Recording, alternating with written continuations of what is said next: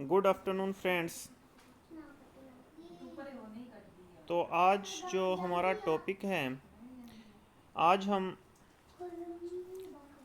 अधिगम के वक्र के बारे में अध्ययन करेंगे।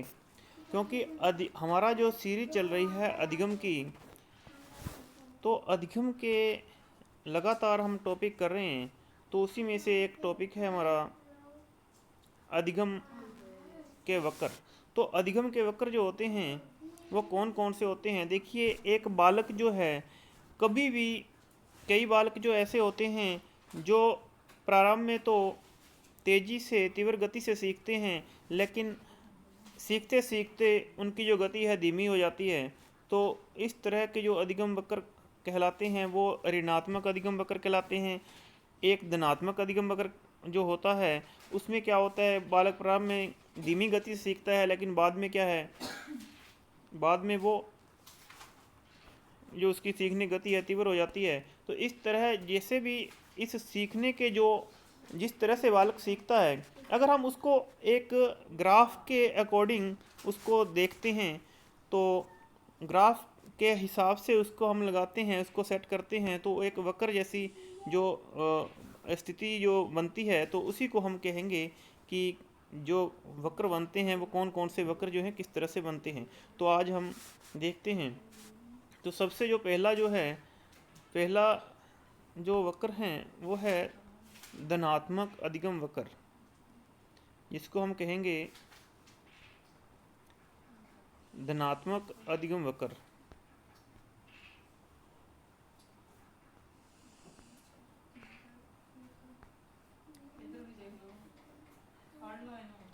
तो धनात्मक अधिगम वक्र जो है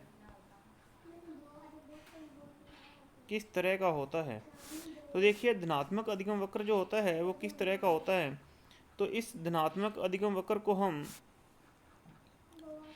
सकारात्मक अधिगम वक्र भी कहते हैं, इसको हम सकारात्मक भी कहते हैं, और इसी को हम नतोदर वक्र भी कहते हैं। इसी को हम नतोदर वक्र भी कहते हैं। क्या होता है इसके बारे में चर्चा करते हैं। देखिए, ये है सीखने का, इस साइड में सीखने का समय और इस साइड में है सीखने की गति। जो बालक जो हैं, अगर कोई बालक प्रारंभ में तो क्या करता है, वो कम गति से सीखता है, लेकिन फिर उसकी जो सीखने की जो गति है वो अधिक हो जाती है, तीव्र हो जाती है। तो उसी को हम कहते हैं धनात्मक अधिगम वक्र। देखिए, जैसे प्रारंभ में तो इसकी जो गति है वो क्या है, कम है, सीखने की गति कम है, लेकिन फिर उसकी जो सीखने की जो गति है वो अधिक हो जाती है।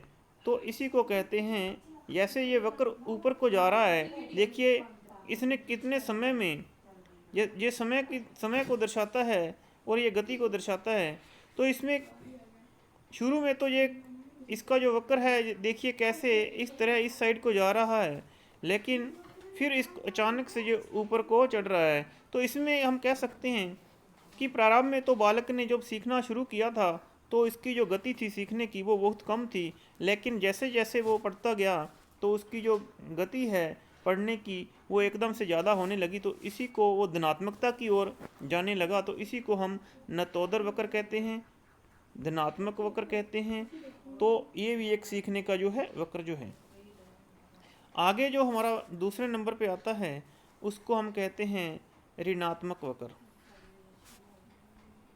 देखिए, इसी को हम कहेंगे ऋणात्मक वक्र कहेंगे। नंबर 2 पे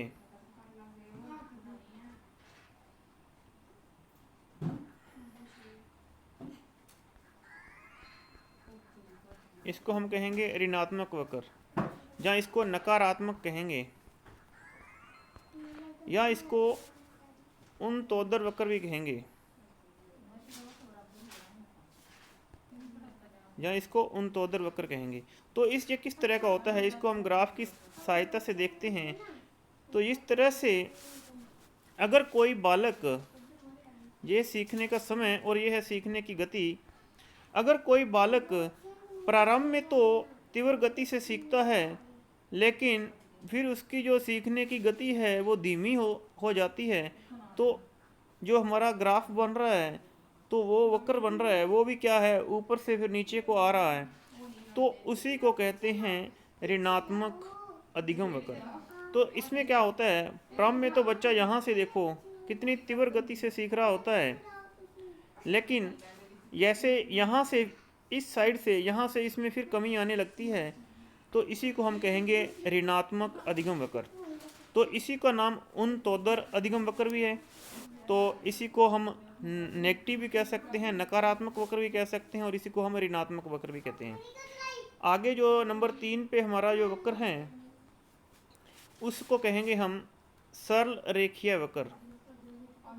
सरल रेखीय वक्र उसको कहेंगे सरल रेखीय वक्र। इसमें क्या होता है,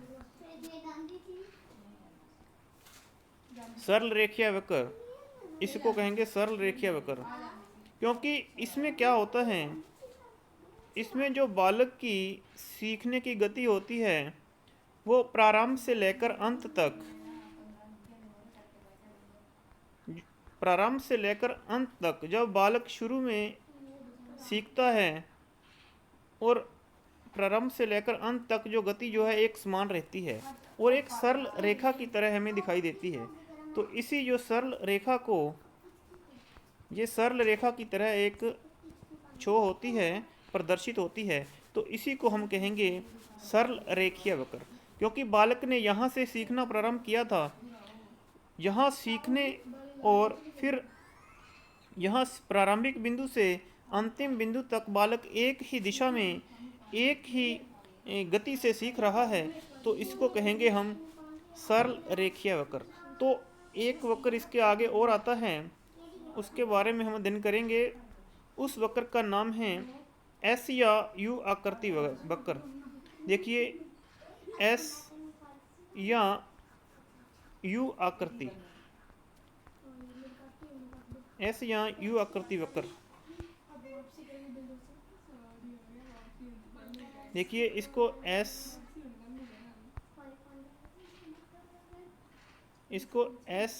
या इंग्लिश के एस आकार की तरह या यू आकार की तरह इसकी जो आकृति हो जाती है, एस या यू आकार वक्र जो होता है किस तरह का होता है, तो उसी को हम आगे देखते हैं किस तरह से होता है ये। इसमें जो बालक की सीखने की गति जो है वो एक समान नहीं रहती। कभी तो बालक तीव्र गति से सीखता है, कभी फिर उसमें गति में कमी आती है, फिर तीव्र गति से सीखता है और फिर उसमें कमी आती है। और इस तरह से जो इंग्लिश के एस, जो अंग्रेजी का जो एस आकार के या यू आकार की जो आकृति बन जाती है, इसी को हम कहते हैं एस या यू आकृति वक्र। और इसी का नाम है सर्पिलाकार, क्योंकि ये एक सर्प की तरह भी होती है, तो इसी को हम सर्पिलाकार भी कहते हैं, इसी को हम सर्पिलाकार कहते हैं। और एक सीढ़ी की तरह भी बनती है, तो इसी को हम सीढ़ीदार वक्र भी कहते हैं।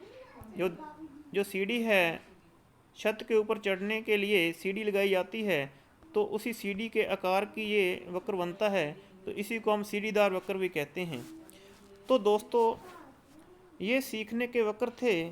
तो आज हमने जो अधिगम में सीखने के जो वक्र हैं, अधिगम के वक्र जो हैं, तो उसी के बारे में अध्ययन किया है।